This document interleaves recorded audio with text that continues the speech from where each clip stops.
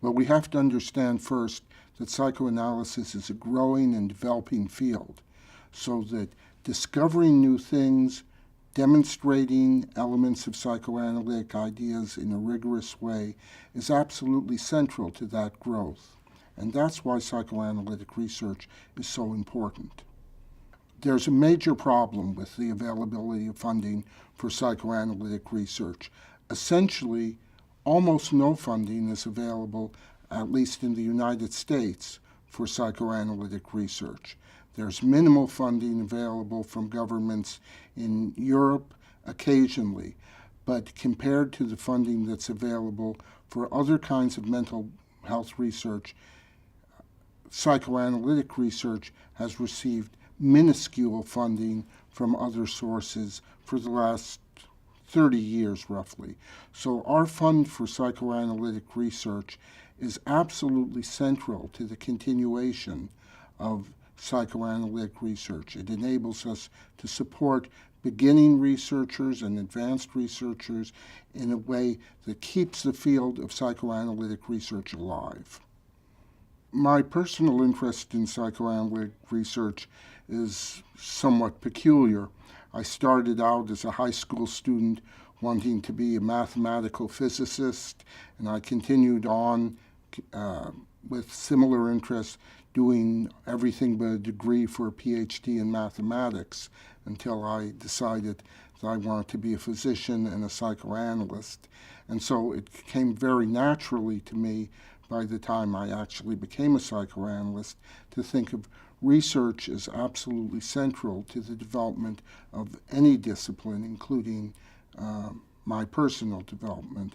And I had a variety, or continue to have a variety, of personal interests, including research in the outcome of child analyses, including a book I co-authored with several of my colleagues about whether psychoanalysis works, including integrating newer mathematical ideas into psychoanalytic thinking. Well, I'll begin even further back in giving the history of the fund because this is one of the few instances in history where there are real heroes and they're worth remembering. Heinz Kohut, who is famous for his own new direction in psychoanalysis, when he was president of APSA, the American Psychoanalytic Association, said, we need research in this field. We need systematic research.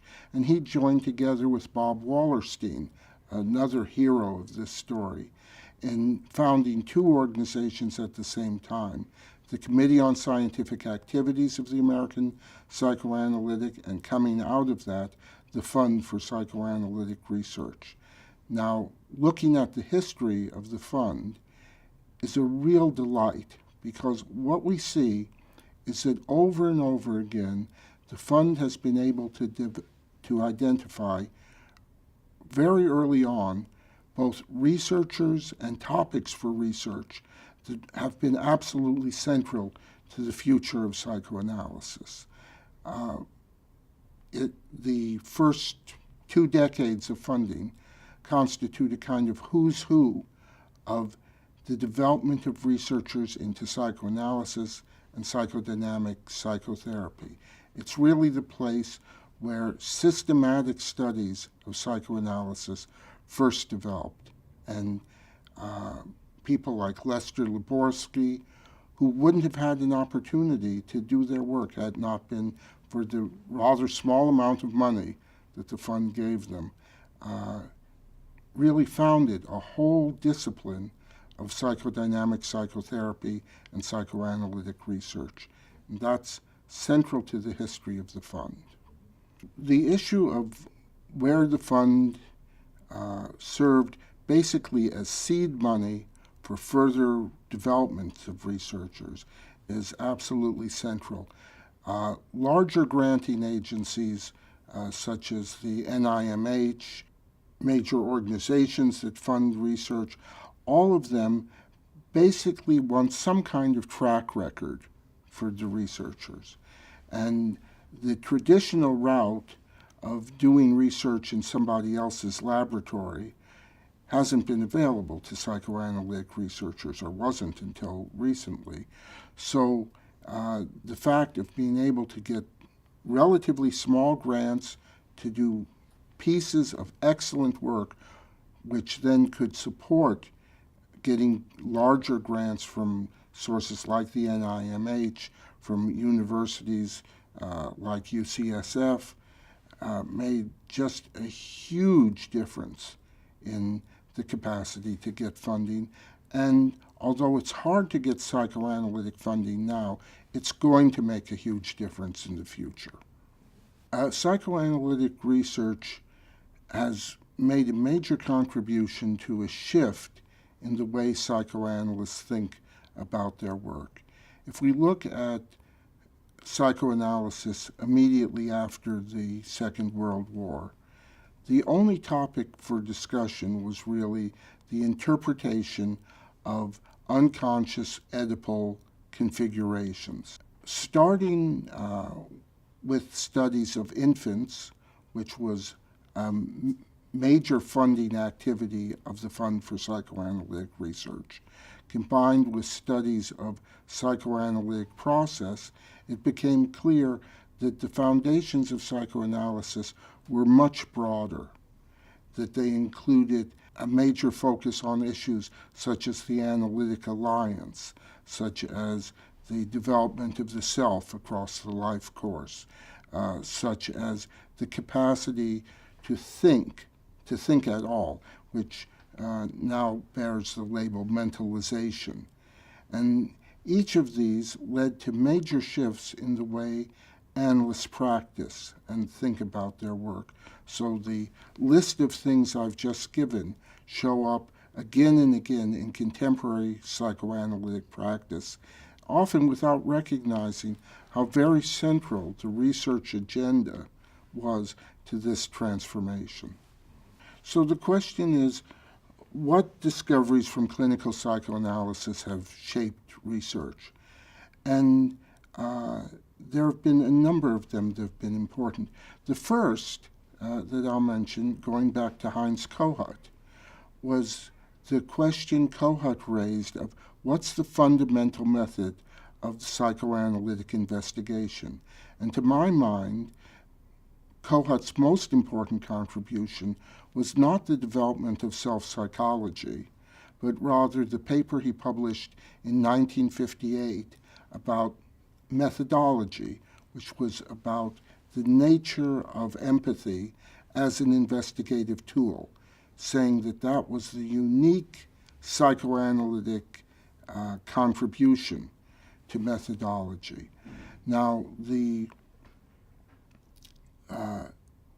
analysts have been long confronted with any number of questions about essentially difficult patients, borderline patients, traumatized patients, and all of these patients have stimulated specific research both on the underlying mechanisms that contribute to their pathology and the specificity of interventions for that pathology. My particular areas of interest in psychoanalytic research are apparently diverse, but there are several areas I'm interested in. I used to be very interested in process outcome research, and having devoted several years to outcome research, I'm less convinced that it's possible than I used to be, so I'm less enthusiastic about it than I once was. However, that was an obvious major area for investigation.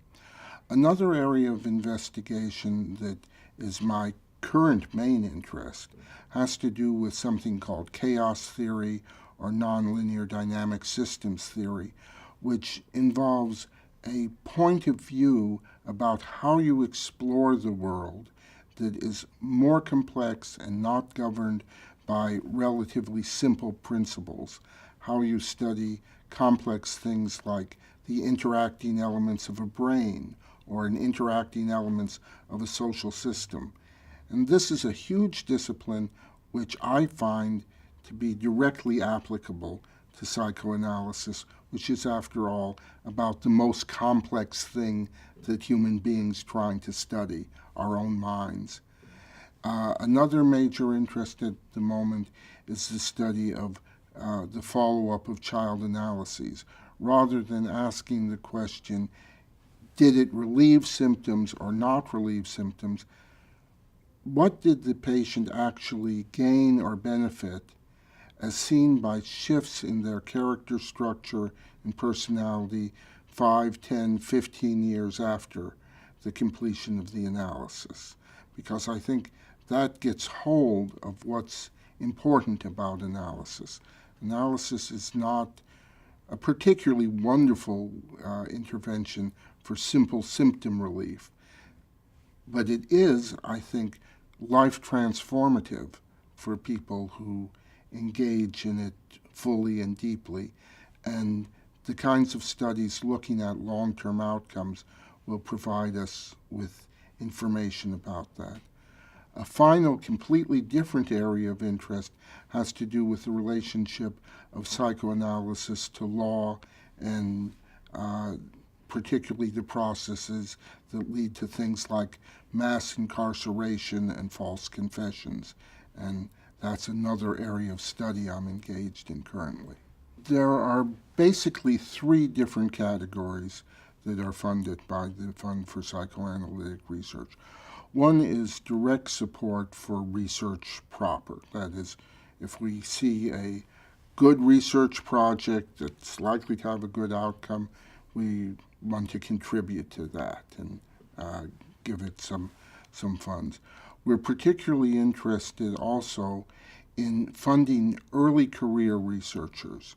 When researchers are at the postdoctoral level, let's say, their choice of the direction they'll go in is often determined by what's funded, where funding is available. And we have a goal of developing a cadre of psychoanalytic researchers, so funding early developing researchers is very important. Finally, we want to fund, often on a lower level, people who are getting training and learning how to do psychoanalytic research. And the availability of funds, let's say to have a consultant for a graduate student who is studying a particular area, again, can be transforming in terms of whether they'll become analytic researchers. Another area where psychoanalysis our psychoanalytic ideas make a huge difference are in various forms of interventions in the community, often particularly early childhood interventions that can make all the difference in children's lives. Intervention research like that often overlaps with studies of childhood development. So a major area of development of psychoanalytic ideas has been in a field called infant psychiatry, where the idea of how you intervene to help families develop a milieu in which children can thrive has been absolutely central to probably the largest contribution psychoanalysis has made to changing the world. One of the things that the fund has done over the years is support research, interdisciplinary research. And some of this has been tremendously exciting. That is, we funded things like research in art history and aesthetics. We've funded community intervention research, which is an overlapping area. But the idea of studying artistic processes in depth both enriches the study of those processes themselves, enriches psychoanalysis, and it brings people in the wider community into an interest in psychoanalysis. My personal discovery of psychoanalysis was as a freshman at NYU, where a professor was teaching the history of English literature. And And somehow the history of English literature, as he saw it, was all about castration anxiety. And for a 17-year-old boy, that was thrilling and engaging stuff. Psychoanalysis is a thrilling, exciting discipline that can reshape not only individual lives, but the whole intellectual environment and the whole concrete environment in which we live. The opportunity to do systematic investigations and research in this field is absolutely essential if psychoanalysis is to grow and develop. And the Fund for Psychoanalysis has been at the leading edge of this development for its entire history.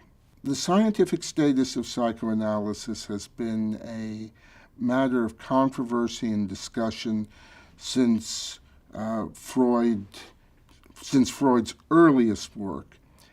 And the discussion has largely consisted of psychoanalysis bashing, followed by defenses against psychoanalysis.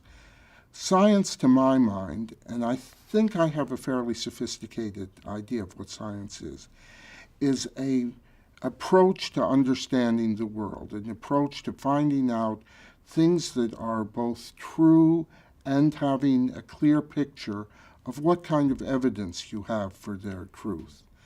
Freud began using the methodologies of the natural sciences of his time, observation and generalization. Over the course of the last 100 years, just as with every other serious scientific discipline, psychoanalysis has shifted in the way in which we approach things. We now have a much clearer picture of the multiple methodologies for looking for truth. The idea that psychoanalysis is in some way unscientific, to my mind, represents a gross misunderstanding of what science is and what science ought to be. The area of the role of subjectivity, intersubjectivity as it emerges in all kinds of social science investigations, and interestingly, even in physical science investigations, because now physical scientists recognize that their relationship to the object of study and what they bring to it is central to what they discover. So psychoanalysis really led the way into this very broad area of the appreciation of how it is that the investigator affects the subject of investigation, how the subject of investigation affects the investigator. The idea that truth is something that exists out there objectively, a sort of satellite that goes bleep in the night, independent of who's observing it, is clearly no longer a part of a scientific worldview. And we as psychoanalysts really led the way in the discovery of that attitude and point of view.